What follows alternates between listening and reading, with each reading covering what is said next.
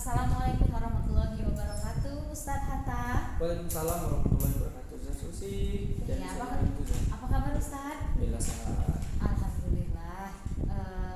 Minta waktunya sebentar ya Ustadz. Oke. Di sini kita akan sharing-sharing ya Ustadz. Terutama saya membutuhkan informasi nih dari Ustadz selaku berguru di sini gitu.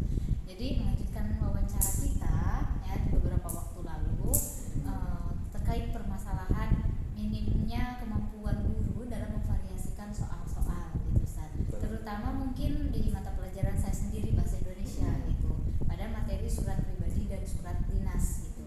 Nah, pelajaran ini kita bahas di kelas 7 gitu Ustaz. Nah, kemarin kita sudah bahas mengenai penyebabnya ya Ustaz. Penyebab minimnya kemampuan guru dalam memvariasikan soal-soal. Nah, untuk kali ini mungkin Ustaz bisa menyampaikan atau sharing-sharing kepada saya mengenai solusinya. Iya, solusinya seperti apa tuh Ustaz? Oke, baik. Topiknya kan minimnya kemampuan guru dalam memvariasikan soal. Iya. Kita udah bahas apa penyebabnya. Nah, sekarang kita carikan solusinya. Saya boleh ulang kembali ya yang kemarin. Memang soal ini adalah salah satu uji kemampuan anak. Nah, guru juga harus menguasai bagaimana cara membuat soal yang baik. Kemarin kan kita udah bahas yang kelemahan-kelemahannya apa. Nah, kalau demikian tentu kita harus cari solusinya ya saya, supaya kemampuan anak kita atau bahkan dalam skala yang luas pendidikan kita itu lebih maju lagi.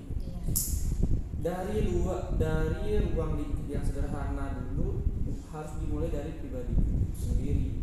Nah, dalam artian guru yang bersangkutan itu dia harus update tentang dirinya, update wawasannya ya, update pengetahuannya.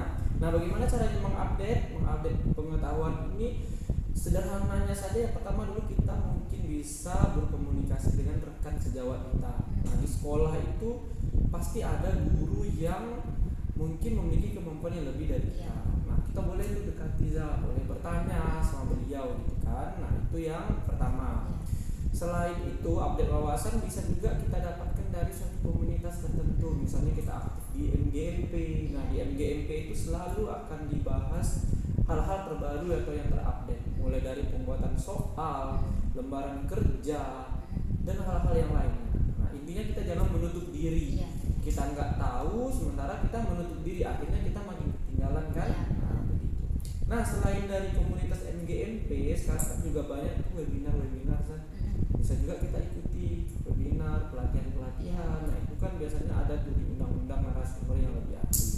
Nah, poin pertamanya adalah update diri, update wawasan. Nah, selanjutnya itu mungkin salah satu yang menyebab rendahnya kemampuan guru dalam memvariasikan soal, tentu ini terkait dengan proses pembelajaran yang dilakukan oleh guru itu sendiri, gitu kan.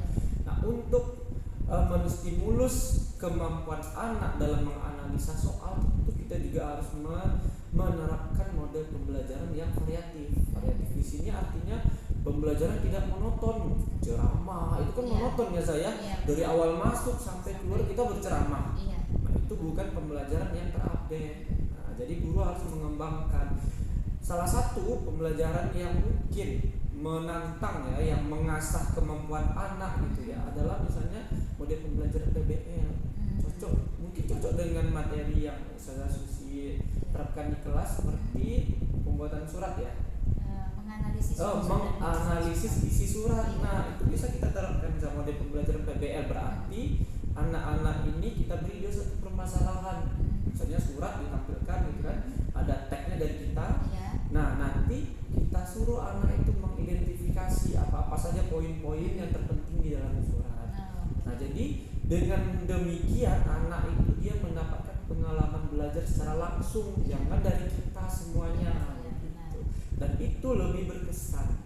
Nah, begitu. Jadi pembelajaran di kelas juga harus bervariasi. Dengan demikian soal uji nanti juga bisa bervariasi kita terapkan, baik di soal penilaian hariannya maupun juga nanti di penilaian akhir semester. Mungkin itu sederhana dari saya, 2 poin itu saja udah luas saya rasa cakupannya ya. mulai dari diri sendiri, kemudian kita juga harus menerapkan pembelajaran yang karya. Iya, baik Ustaz. Terima kasih banyak atas solusinya terkait permasalahan yang saya angkat ya dari beberapa waktu lalu mengenai minimnya kemampuan guru dalam memvariasikan soal-soal. Karena memang saya menyadari saya sendiri untuk membuat soal-soal hots itu masih kurang gitu Ustaz. Apalagi mungkin ketika kita belum bisa membiasakan memberikan soal hots kepada anak-anak, akhirnya anak-anak terbiasa hanya mengerjakan soal-soal yang tingkat kesukarannya rendah gitu kan Ustaz. Iya, baiklah terima kasih banyak Ustaz